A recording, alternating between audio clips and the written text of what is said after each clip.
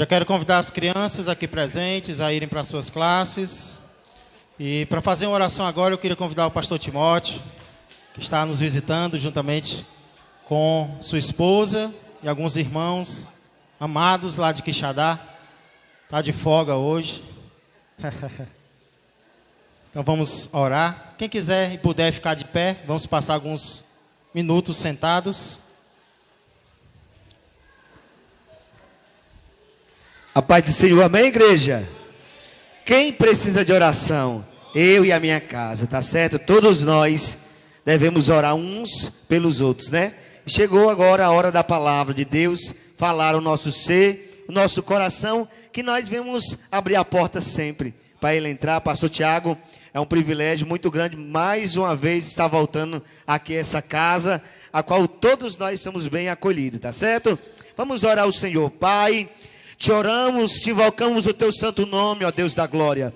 Pois nesta noite, ó Pai, estamos aqui na noite de domingo para te exaltar e te engrandecer o teu santo nome, porque tu és o único digno de toda honra, de toda glória. Pois aqui o teu servo, o teu filho, ó Pai, que será, ó Pai, nesta noite o instrumento, mas esta noite será, Senhor, um instrumento teus, nas tuas mãos, Senhor, para falar para a tua igreja, Pai, aquilo que nós necessitamos ouvir, Pai, para prosseguir forte, para prosseguir de pé, para prosseguir, Senhor, com a convicção, Pai, que foi tu que nos chamastes para viver todos os dias uma novidade de vida, para que todos os dias nós venhamos estar de pé na tua casa, fazendo a tua vontade e o teu querer, pois eis aqui o teu povo. Fala, Pai, que nós te ouvimos, em o nome de Jesus, amém, e graças a Deus.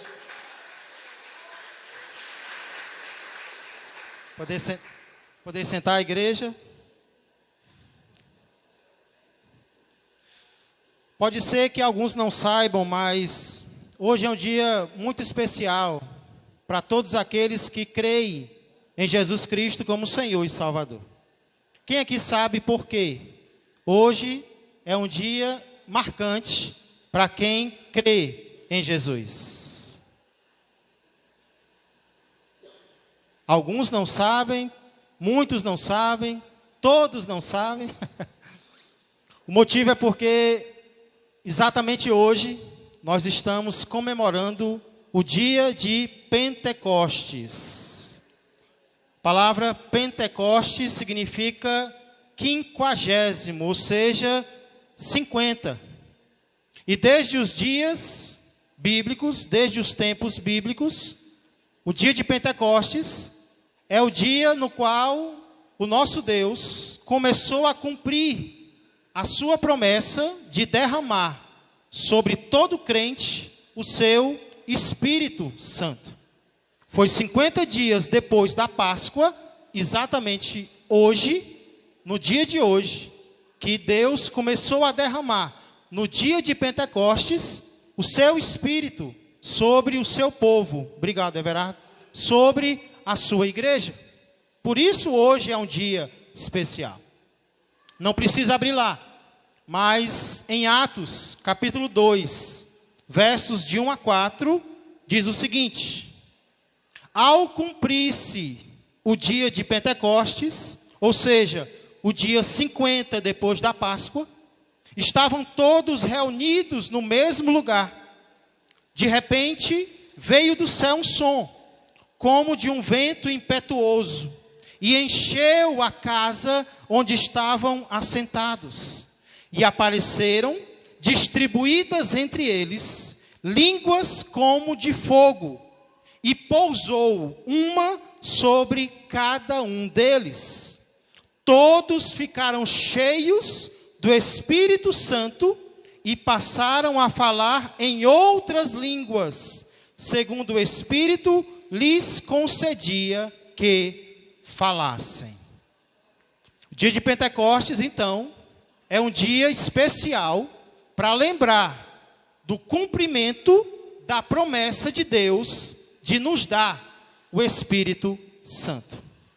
Promessa essa, irmãos, que já havia sido feita em várias passagens antes dessa de Atos, capítulo 2. Em várias passagens, Deus havia prometido que derramaria do seu Espírito Santo, como ele fez no dia de Pentecostes. Hoje, nós queremos meditar em uma dessas passagens, na qual Deus prometeu a vinda do Espírito Santo. Por favor, abra a palavra de Deus no Evangelho de João, capítulo de número 7. Evangelho de João, capítulo de número 7, versos 37 a 39. Uma das razões, um dos motivos, porque eu quero meditar com vocês nessa passagem hoje, é porque às vezes nós não sabemos se existe diferença entre quem tem o Espírito Santo e quem não tem. Será que existe diferença entre quem recebeu o Espírito Santo e quem não recebeu? Será que existe alguma diferença? Se existe, qual é ou quais são as diferenças? Será que quem recebeu o Espírito Santo faz algo diferente dos outros? Será que quem recebeu o Espírito Santo sente algo diferente de quem ainda não recebeu? Talvez você olhe para a sua vida hoje e você acha que você não precisa mudar em nada. Ou talvez você até vê que precisa mudar, mas você não vê em si mesmo forças para mudar. Será que não é o Espírito Santo a explicação para a mudança que precisa acontecer na minha vida e na sua vida? João capítulo 7, versos 37 a 39. Vamos ler a palavra de Deus, a qual diz assim: No último dia, o grande dia da festa, levantou-se Jesus e exclamou: Se alguém tem sede, venha a mim e beba. Quem crer em mim, como diz a Escritura, do seu interior fluirão rios de água viva. Isto ele disse com respeito ao Espírito que haviam de receber. Ele não tinha vindo ainda, os que nele crescem. Pois o Espírito até aquele momento não fora dado, porque Jesus não havia sido ainda glorificado. Vamos orar mais uma vez. Pai amado e Pai querido, acabamos de ler uma porção da Tua palavra, inspirada pelo Espírito Santo, Pai. O Espírito que foi prometido aqui em João capítulo 7, e que foi concedido em Atos capítulo 2. E aqui nós queremos, Pai, entender essa promessa do Espírito Santo. Qual mudança, qual diferença o Senhor prometeu que aconteceria na vida daqueles que recebessem o Teu Espírito, Pai. Nos ajuda a entender, e não apenas entender, Pai, mas algo em nós possa ser mudado, possa ser transformado através do Espírito Santo. Pois é no nome de Jesus que eu oro e já agradeço. Amém, amém e amém. Glória a Deus.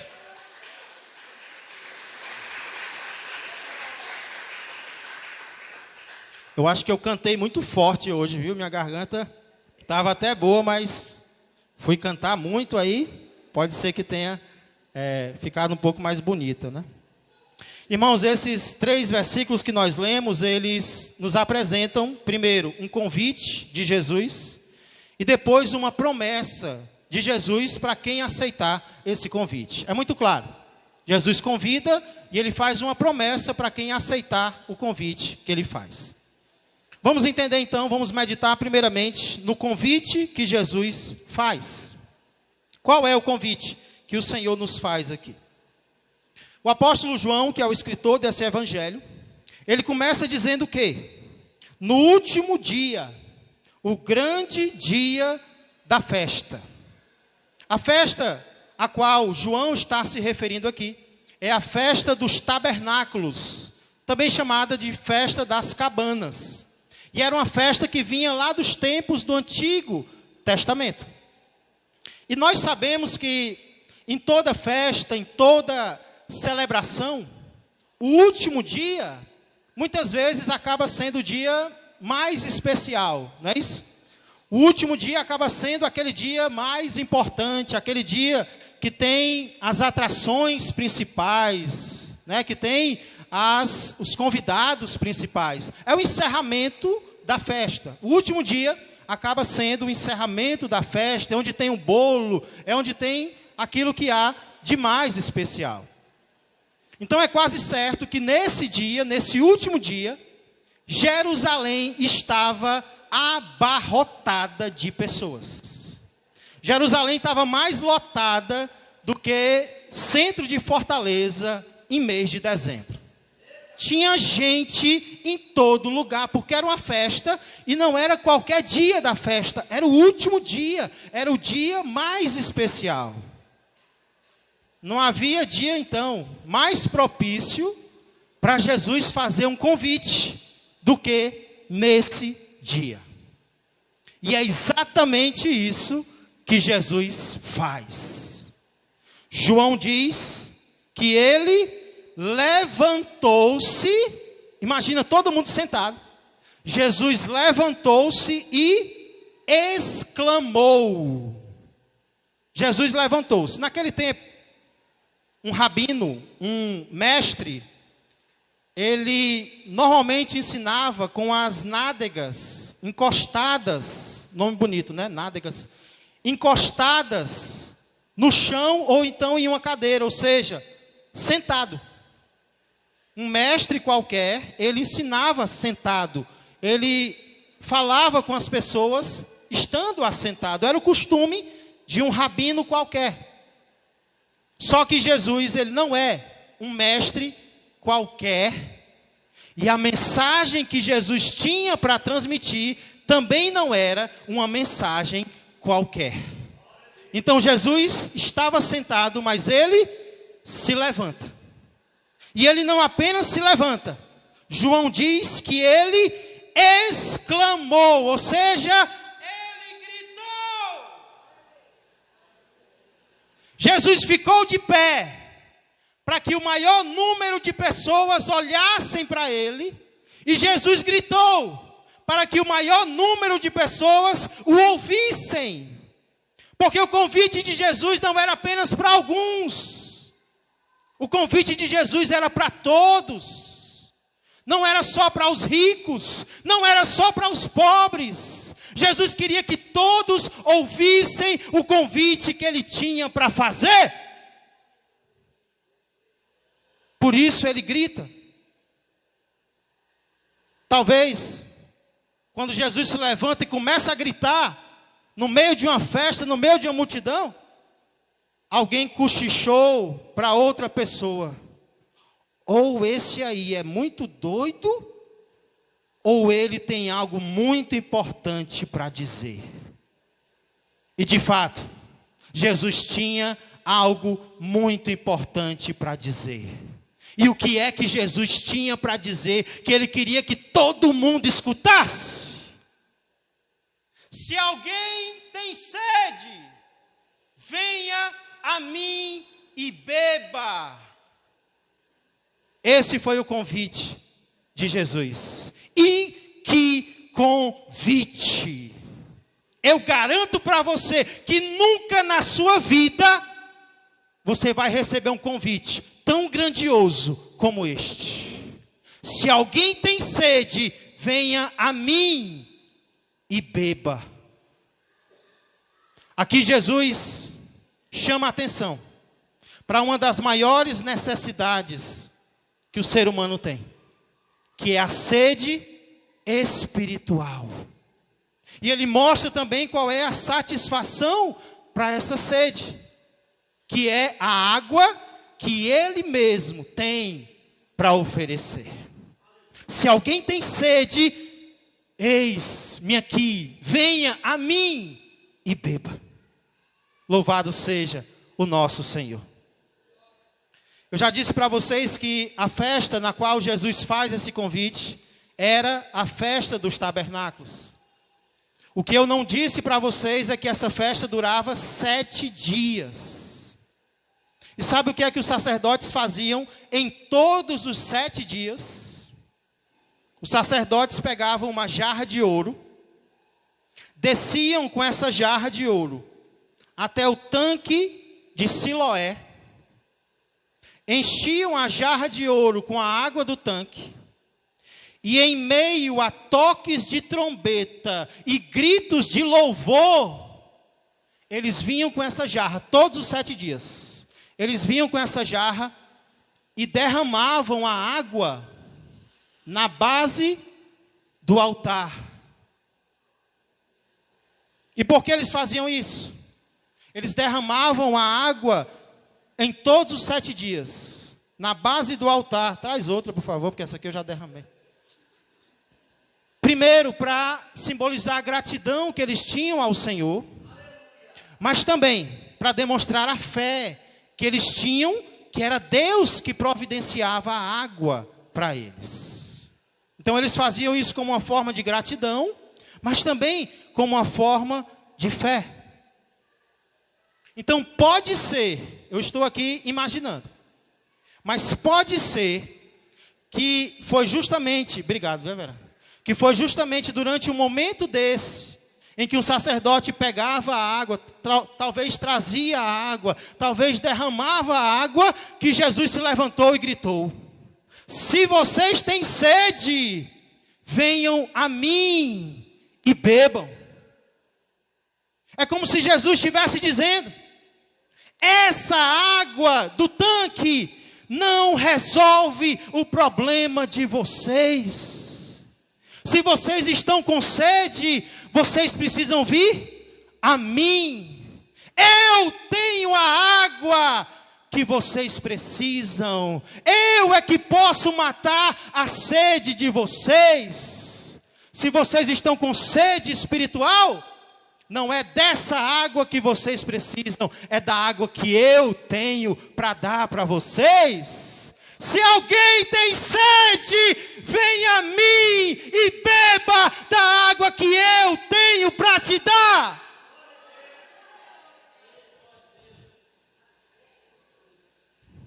E é óbvio que quando Jesus fala de sede, quando Jesus fala de água, Ele não está falando de sede, de água físicas.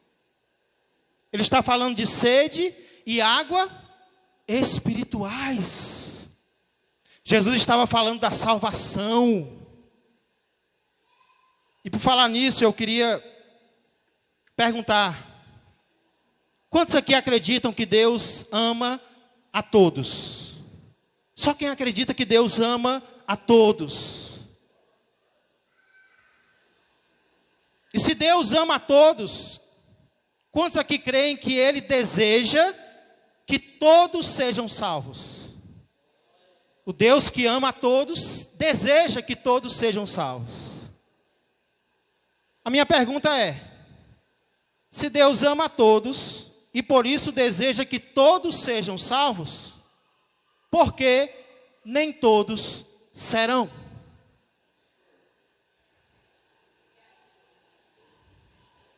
Se Deus ama o mundo inteiro, então Ele quer que o mundo inteiro vá para o céu. Mas a Bíblia não mostra o mundo inteiro indo para o céu. Ora, se Deus ama a todos e quer que todos sejam salvos, porque nem todos serão? E talvez o que eu vou dizer vai chocar algumas pessoas, mas aqui eu vejo 2 motivos porque nem todos serão salvos. E sabe qual é o primeiro? Porque nem todos querem ser. Nem todos são salvos, porque nem todos estão com sede de serem. Foi por isso que Jesus disse: se alguém tem sede. Se. Por quê? Porque nem todos têm sede de serem salvos. Nem todos querem ser salvos. Nem todos têm desejo de serem salvos. Se eu colocasse 2 anúncios no jornal amanhã. Primeiro, descubra como ser salvo por Jesus. E o segundo, descubra como ser famoso, rico e bonito. Qual dos 2 anúncios chamaria mais atenção? Obviamente, a maioria das pessoas se interessaria mais pelo segundo anúncio do que pelo primeiro. Isso já era assim na época de Jesus. Tanto é que as pessoas, os judeus da época de Jesus, queriam ser salvos. Mas não era do pecado, não. A maioria dos judeus da época de Jesus queriam a salvação política do Império Romano. Uma salvação terrena. Uma salvação financeira. E não é diferente hoje em dia. Não são todos. Mas muitos hoje em dia estão procurando a salvação? Estão. Mas é a salvação da falência financeira. É a salvação de uma falta de emprego. Do fracasso profissional. Do fim de um casamento, de uma doença terminal. Essa é a salvação que muitos estão procurando. Perguntaram a certo pastor: por que você não aproveita o programa de televisão que você tem para pregar o evangelho? E sabe o que foi que o pastor respondeu? Porque eu não aproveito o meu programa de televisão para pregar o evangelho? É simples. Porque não dá ibope. Porque não dá ibope. Porque as pessoas não querem assistir como serem salvas. Primeiro motivo. Porque muitos não serão salvos, portanto.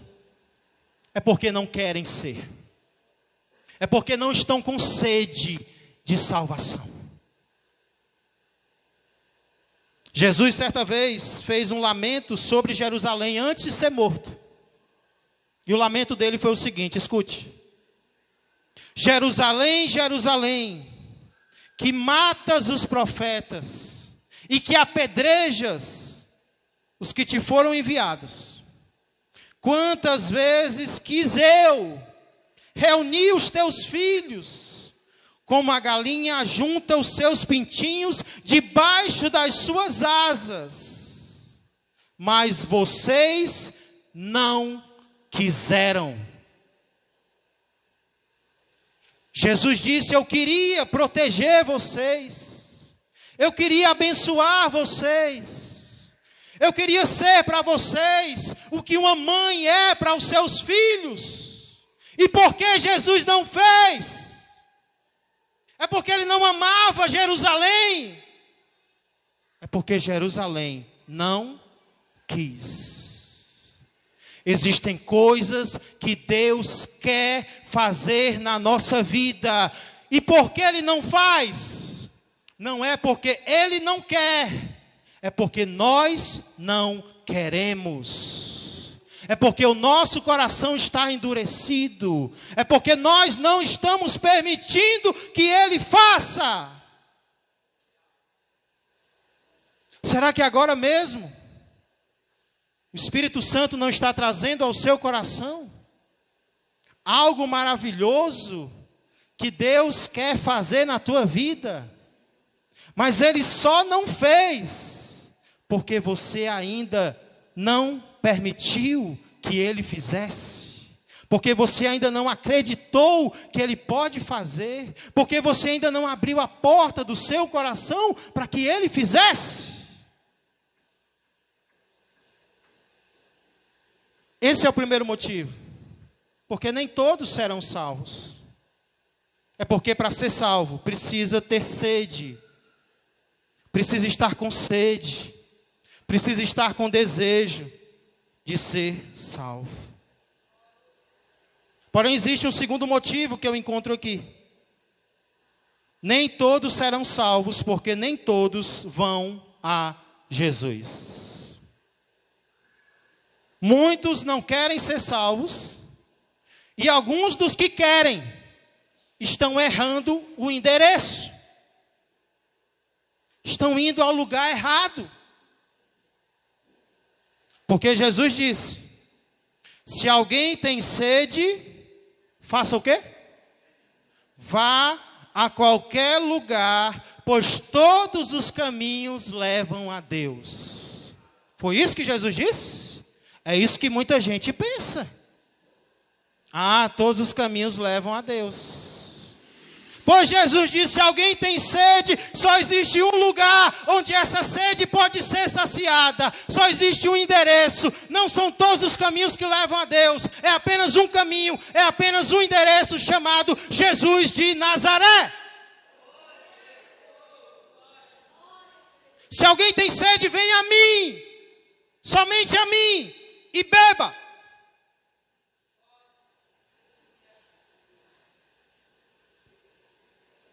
O Brasil é o maior país católico do mundo. O Brasil é o segundo maior país espírita do mundo. É o segundo país mórmon do mundo. E é um dos maiores países evangélicos do mundo. O que é que isso significa? Os fiéis estão lotando os templos. Tem fiel saindo pelo ladrão.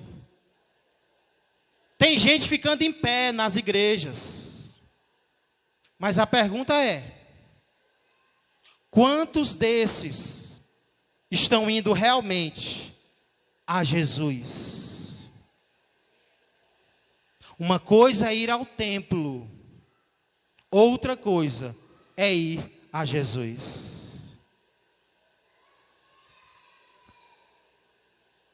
O que eu sei é que naquele grande dia, Jesus só vai aceitar aqueles que verdadeiramente tiverem se entregado a Ele. Lá em Mateus capítulo 7, versos 21 a 23, não precisa abrir, apenas escute. Jesus faz a seguinte advertência. Vocês conhecem. Ele diz assim: nem todo o que me diz Senhor, Senhor, entrará no reino dos céus, mas aquele que faz a vontade de meu Pai que está nos céus. Muitos naquele dia hão de dizer-me: Senhor, Senhor, porventura não temos nós profetizado em teu nome? E em teu nome não expelimos demônios? Olha o que nós fizemos. E em teu nome não operamos muitos milagres? Eu era um dos que fazia milagres na terra. Jesus, você não lembra não? Então lhes direi explicitamente, claramente, francamente: nunca vos conheci. Apartai-vos de mim, os que praticais a iniquidade. Dom não salva, serviço não salva. Nós precisamos vir a Jesus verdadeiramente. E eu confesso para vocês que toda vez que eu leio esse texto aqui, eu me pergunto: será que tem o perigo de Jesus dizer essas palavras para mim? Será que Jesus vai dizer essas palavras para alguém que eu conheço? Será que Jesus vai dizer essas palavras para alguém que congrega na igreja que eu pastoreio?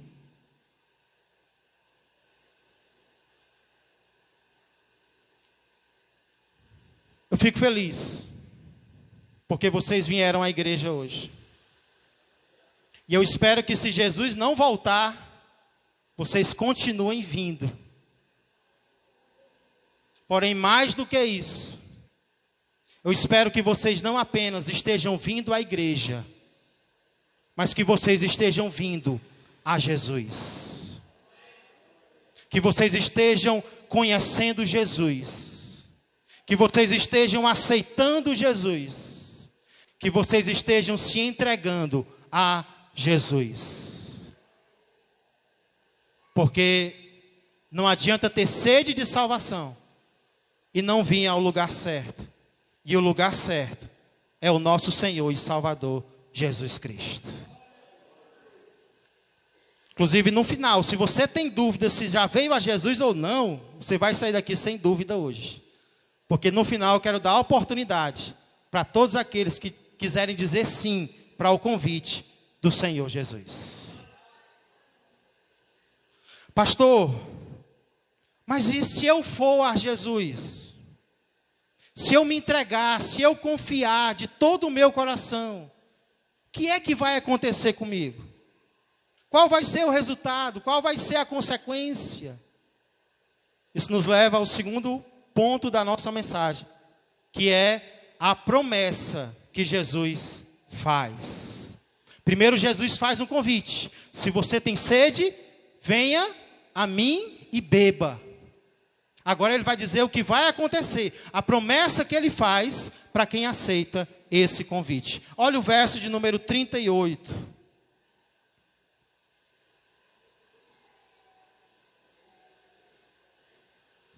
João 7:38 diz: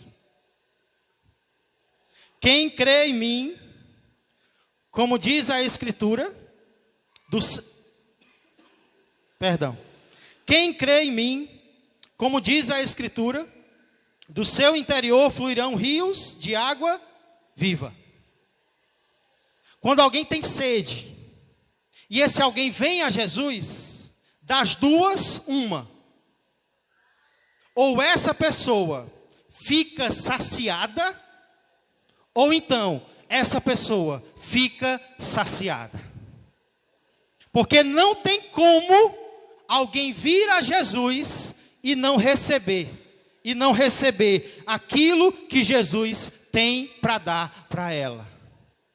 E perceba que o alívio que Jesus quer dar para essa pessoa não é um alívio qualquer. Porque ele diz assim, olha a abundância do que Jesus nos oferece. Quem crê em mim, como diz as Escrituras, do seu interior fluirão o quê? Gotas de água. É isso? Cubos de água. Copos de água. É isso? Do seu interior fluirão o quê? Não é rio. É rios. No plural. Será que é suficiente para matar a sede da sua alma? Não um rio, mas rios de água dentro de você? Dá para continuar com sede, com rios de água do meu interior, no teu interior? É isso que Jesus quer nos oferecer. É isso que o Senhor quer dar a mim e a você. Isso é muito parecido, irmãos, com a promessa que também é feita lá em Isaías, capítulo 58, verso 11, a qual eu queria que você ouvisse, porque ela diz assim, olha que coisa linda. O Senhor te guiará continuamente. Quem quer ser guiado pelo Senhor aqui, para não esbarrar a cara no muro? O Senhor te guiará, não um pouco, continuamente. Fartará a tua alma, agora olha onde? Em lugares áridos, em lugares secos, Ele vai fartar a tua alma, e fortificará os teus ossos. Olha a profundidade da obra de Deus, fartar a alma, fortalecer os ossos, não é algo superficial, é algo profundo que Deus quer fazer. Agora olha o resultado do agir de Deus. Serás como um jardim regado e como um manancial cujas águas jamais faltarão. É uma água que não vai faltar mais. Vocês lembram da mulher samaritana? Aquela mulher que queria satisfazer a sede dela com relacionamentos. Aquela mulher que não conseguia ficar só porque ela se sentia vazia. Sabe o que foi que Jesus disse para ela, alguns capítulos antes desse, em João capítulo 4? Promessa que ele faz para uma mulher que já tinha tido tantos homens. Ele diz: quem beber desta água tornará a ter sede. É o que acontece com a água física. Nós bebemos agora e mais tarde vamos ter que beber de novo e depois vamos ter que beber de novo. Aquele, porém, que beber da água que eu lhe der, é uma água espiritual, é uma água especial, nunca mais terá sede. Pelo contrário, glória a Deus, a água que eu lhe der será nele uma fonte a jorrar para a vida eterna.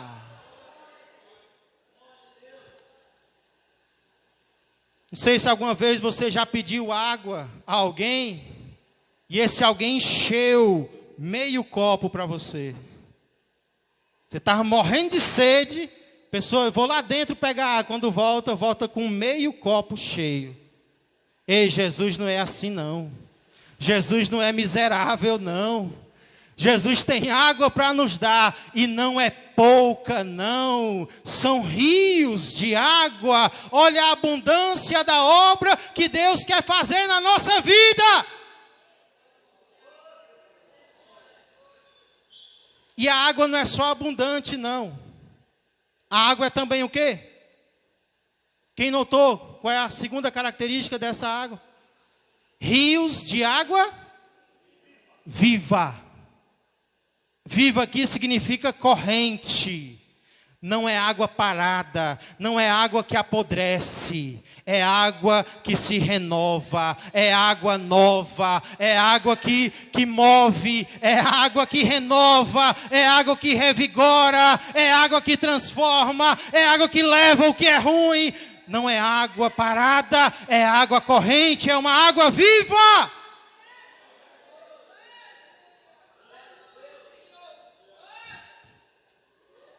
Quem sabe de quem Jesus estava falando aqui? Quem é esse rios de água viva? João explica no versículo 39. Acompanha comigo. Isto ele disse. Nós não precisamos conjecturar. Eu acho que é... Não. A própria Bíblia vai explicar o que são esses rios de água viva. Isto ele disse com respeito ao Espírito que haviam de receber os que nele crescem, pois o Espírito até aquele momento não fora dado, porque Jesus não havia sido ainda glorificado. Lá em Atos, na passagem que eu li no início, o Espírito Santo é comparado ao fogo. E o que o fogo faz? O fogo queima, o fogo purifica, o fogo acende. Mas aqui o Espírito, o mesmo Espírito, é comparado à água. E o que é que a água não pode fazer nas nossas vidas? O que a água faz? A água impulsiona, a água limpa. O que mais? Vocês estão usando água em casa, não? Mata a sede, lava, purifica, refresca, revigora, satisfaz.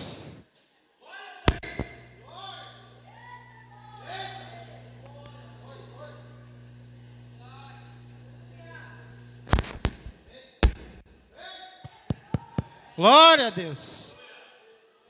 Água queima. É justamente, irmãos, esse Espírito que Jesus quer derramar dentro de nós. É o Espírito que nos consola nos momentos de tristeza. É o Espírito que nos guia nos momentos de dúvida. É o Espírito que nos convence do nosso próprio pecado. Às vezes o homem tenta nos convencer e ele não consegue. O Espírito vem e nos convence. A gente reconhece que é pecador. Que milagre foi esse? Foi o Espírito Santo falando lá dentro do coração da pessoa. Eita glória! Esse Espírito que nos purifica. Fulano de tal era viciado e agora é um liberto. Tinha a boca suja e agora tem a boca limpa. Parece que passaram foi sabão na boca dele. Era uma pessoa ignorante, arrogante, agora é uma pessoa tão calma, tão gentil. Que milagre é esse? É o Espírito Santo transformando vidas. É o Espírito que nos capacita. É o Espírito que nos encoraja. E Jesus quer derramar dentro de cada um de nós o mesmo Espírito que Ele derramou em Pedro. O Pedro que antes de ter o Espírito negou Jesus 3 vezes, até para uma empregada ele negou Jesus. Mas quando ele recebe o Espírito, ele peita as autarquias de Israel e diz: antes importa obedecer a Deus do que a vocês. Qual foi a mudança em Pedro?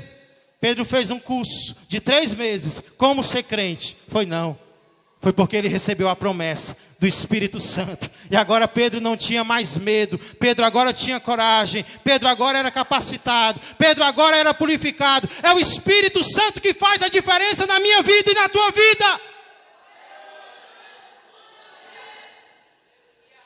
É por isso que o Pentecostes é um dia tão especial. Porque nós lembramos da promessa que o nosso Senhor cumpriu. É esse Espírito que Jesus quer colocar no meu interior e no teu interior. E quer que eu seja sincero? Quer que eu seja sincero? Talvez é isso que está faltando para mim e para você. Talvez é esse Espírito que está faltando para você parar de se sentir triste. Para você parar de se sentir com medo. Para você parar de se sentir vazio. É esse Espírito, esses rios de água viva que precisam estar dentro de mim e dentro de você. Muitas vezes nós achamos que o que nos falta para sermos felizes é algo material. Ah, se eu tivesse esse emprego. Ah, se eu tivesse esse carro. É uma característica física. Ah, se eu fosse mais alto. Ah, se eu fosse mais baixo. Ah, se eu fosse mais magro. Ah, se eu fosse mais gordo. Ah, se eu fosse mais bonito.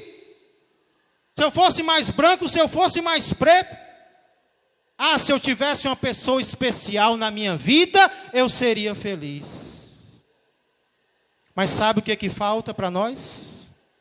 Não é algo material, não é algo físico, não é um relacionamento humano. O que falta para nós são os rios de água viva que Ele quer colocar dentro de nós. Então, voltando àquela pergunta do início, será que quem tem o Espírito é diferente de quem não tem? A resposta é sim. Quem não tem o Espírito tem sede. Quem tem o Espírito tem fonte. Quem não tem o Espírito vai continuar tendo sede. Mas quem tem o Espírito vai ser uma fonte para ela e para as outras até a volta de Jesus. E sabe o que é melhor? O melhor é que a única condição para receber esse Espírito, qual é? Quem crer em mim, do seu interior fluirão rios de água viva. 2 vezes fala, quem crê, quem crê. para receber o Espírito, basta confiarmos em Jesus como nosso Senhor e Salvador. As pessoas que têm o Espírito são diferentes porque elas decidem fazer algo que os outros não fazem. Elas decidem se entregar para Jesus, enquanto os outros rejeitam. Por isso o interior delas é diferente. Porque elas entregaram os seus corações ao Senhor. Para concluir, os versos 40 a 44 vão mostrar as respostas que as pessoas dão ao convite de Jesus. Mas nós não vamos falar sobre isso hoje. Quem sabe, em outra ocasião.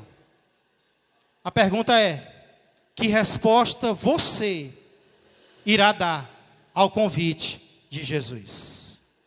Curve sua cabeça. Hoje eu e você tivemos a oportunidade de ouvir um convite da pessoa mais importante do mundo. E a sua resposta hoje pode ser não. Eu não aceito. Eu não quero. Eu não quero aquilo que o Senhor tem para mim. Eu não quero a transformação que Deus quer me dar. Eu não quero perdão, eu não quero uma vida com Deus. A sua resposta pode ser essa hoje. Ou então a sua resposta pode ser sim. Eu creio em Jesus. Eu aceito a obra dele na minha vida. Eu creio, eu confio nele como meu Senhor e como meu Salvador.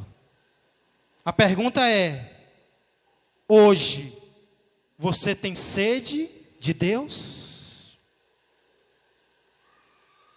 A todos vós, os que tendes sede, vinde às águas. E vós, os que não tendes dinheiro, vinde, comprai e comei. Sim, vinde e comprai, sem dinheiro e sem preço, vinho e leite. Porque gastais o dinheiro naquilo que não é pão, e o vosso suor, o vosso esforço, naquilo que não satisfaz. Ouvi-me atentamente, comei o que é bom, e vos deleitareis com finos manjares.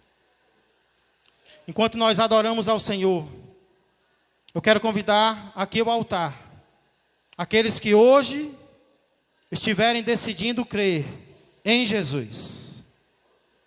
Isso vale para você que hoje quer fazer isso pela primeira vez, de forma verdadeira.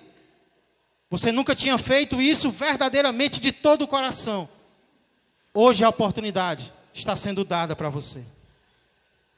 Mas isso vale também para você que havia crido em Jesus em algum momento do passado, mas de repente começou a andar pela carne, começou a andar pela sua própria sabedoria, parou de confiar em Deus, para confiar em você mesmo. Quero convidar você também a voltar a confiar em Jesus. Inclusive, quando aqui Jesus diz quem crê, Ele não está dizendo aquele que crê uma vez no passado e pronto, não. Talvez você é crente, mas não tem sentido a alegria do Espírito Santo. Sabe por quê? Porque a incredulidade entristece o Espírito. A murmuração entristece o Espírito. A ira entristece o Espírito. Você já creu em Jesus, mas no momento você tem duvidado dele. Você não tem confiado nele de todo o teu coração. Ei, volta a crer hoje. Confia totalmente. Se lança no mar da obra de Deus na tua vida. Inclusive, sabe qual é o meu maior alvo na vida? Essa semana eu ouvi um amigo meu, servo de Deus, dizer: Pastor Tiago, hoje o que eu mais quero é continuar sendo crente. E esse para mim também é o meu maior alvo. O que eu mais quero na minha vida até a morte, sabe o que é? Não é ser famoso, não é ser rico. O que eu mais quero é continuar sendo crente até a morte. Porque como é que eu vou ajudar alguém a crer se eu estiver duvidando? Como é que eu vou ser uma bênção para a minha família se eu for incrédulo? E sabe o que alguém que crê faz? Lá em Efésios, Paulo vai dizer: como é que eu me encho do Espírito? É fácil. Fala a palavra de Deus. Canta a palavra de Deus. Agradece a Deus em todos os momentos. Em tudo dai graças. Tá difícil, irmão? Tá difícil, irmã? Tá, pastor? Então louva ao Senhor e sente o Espírito te encher. Sente os rios de água viva transbordarem de você. São rios de revelação que Deus quer te dar. São rios de pregações que Deus quer te dar. Talvez você já teve a experiência de você estar pregando para alguém e você sentir que não é você. É o Espírito Santo como um rio transbordando através da tua vida. Como é que eu consigo isso, pastor? Começa ficando de pé, se você puder. Diz não para murmuração essa noite. Diz não para raiva essa noite. Diz não para ira essa noite. Diz não para imoralidade essa noite. Abre a tua boca e louva ao Senhor. Seja humilde. Seja submisso. Paulo vai falar isso lá em Efésios. Louvando a voz, entre vós com salmos, hinos e cânticos espirituais. O mundo quer que na hora da tristeza você vá para o bar, você vá para a droga, você vá para a prostituição. Mas Deus preparou algo diferente para você. Ele diz: não vos embriagueis com vinho, no qual há dissolução, no qual há destruição, mas enchei-vos do Espírito. Uma pessoa embriagada, quando ela está embriagada, parece que nem é ela que está falando. Uma pessoa cheia do Espírito, quando o Espírito toma aquela pessoa, parece que nem é ela. Ela tem mais coragem, ela tem mais ousadia. E é esse Espírito que Ele quer derramar em mim e em você hoje. Talvez faz tempo que você não sente mais essa alegria. Você não precisa do álcool, você não precisa da droga, você não precisa do prostíbulo para ser feliz. Você só precisa dizer sim para Jesus. Enquanto estamos adorando, se você está tomando uma destas decisões e não tem vergonha de admitir, saia do seu lugar, venha até a frente, deixe o rio levar você, deixe o rio de Deus guiar você. Deus está aqui e Ele quer nos encher esta noite.